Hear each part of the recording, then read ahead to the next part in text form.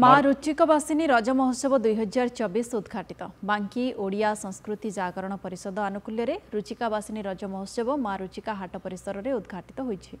रज महोत्सव कमिटी पक्षर माँ चर्चिका आज्ञामाल मंडप स्थापन कर संध्यारे महोत्सव सभापति मंडप सभापति सचिदानंद सामल अध्यक्षतार सभा और सांस्कृतिक कार्यक्रम अनुष्ठित हो जाइए। कार्यक्रम में मुख्य अतिथि भाव में बांकी विधायक देवीरंजन त्रिपाठी, मुख्य वक्ता सांबादिक समरेन्द्र महापात्र, सम्मानित अतिथि बांकी केन्द्र समवाय बैंक सभापति श्री पाढ़ी प्रमुख जोगदे।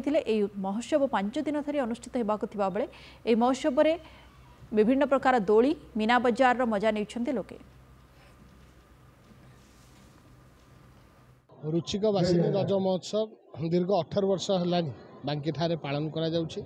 आज माटी और आकाश मिलन पर्व ए रज उत्सव खूब धूमधाम रे खूब जोरदार पालन करा जाउछि। बांकी रे तार नेतृत्व नहीं रुचिकवासिनी रज महोत्सव। आपण माने रज होछि ओडिसा रे गोटे कृषिभित्तिक गणपर्व। बांकी रे 2007 मसीह आम यही रुचिका मार्केट परिसर रे ए रज महोत्सव आयोजन करि आसु।